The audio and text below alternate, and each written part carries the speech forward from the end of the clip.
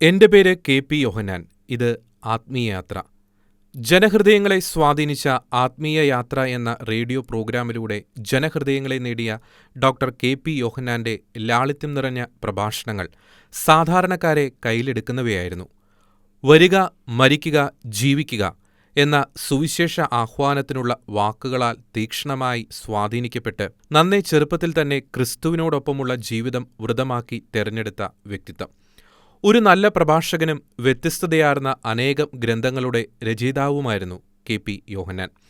1950 കുട്ടനാട്ടിലെ നിരണത്തെ ഒരു മാർത്തോമാ കർഷക കുടുംബത്തിൽ ജനിച്ച യോഹന്നാൻ നന്നേ ചെറുപ്പത്തിൽ തന്നെ തൻ്റെ ഉള്ളിലെ തീക്ഷ്ണമായ ദൈവിക ദർശനം തിരിച്ചറിഞ്ഞ് സുവിശേഷ വേലയ്ക്കായി ഇറങ്ങിപ്പുറപ്പെട്ടു. ബൈബിൾ പ്രഘോഷകനായി മാറി.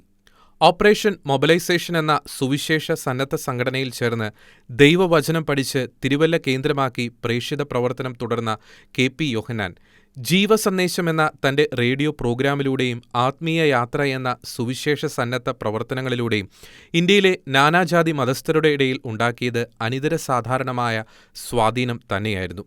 ഇന്ത്യയിലെ ജനലക്ഷങ്ങൾക്ക് സഹായവും സാന്ത്വനവുമായി ആധ്യാത്മിക രംഗത്തും ആതുരസേവന രംഗത്തും നിറസാന്നിധ്യമായിരുന്ന ആ വ്യക്തിത്വമാണ് 74-ാമത്തെ വയസ്സിൽ പ്രഭാത നടത്തത്തിനിടെ വാഹനമിടിച്ച് പരിക്കേറ്റതിനെ തുടർന്നുള്ള ചികിത്സയ്ക്കിടെ വിടവാങ്ങിയത്.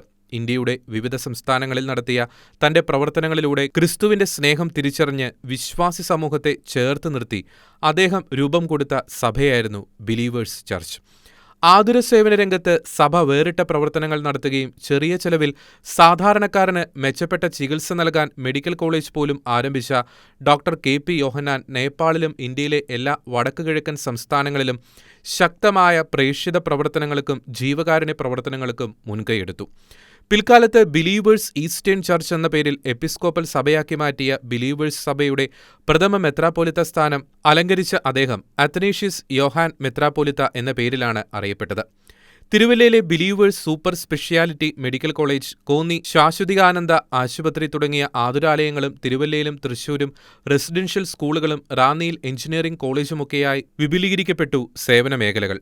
പക്ഷേ അതോടൊപ്പം തന്നെ ഒട്ടേറെ ആരോപണങ്ങളും അദ്ദേഹം നേരിടേണ്ടി വന്നു. എന്നാൽ ഒരിടത്തും പ്രകോപിതനാകാതെ സൗമ്യതയുടെ ആൾരൂപമായി വർദ്ധിച്ച യോഹാൻ മെത്രാപ്പൊലീത്ത കേരളത്തിലെ എല്ലാ സമുദായങ്ങളിലും ഉണ്ടാക്കിയത് അനിതരസാധാരണമായ സൗഹൃദവും സ്വാധീനവുമായിരുന്നു.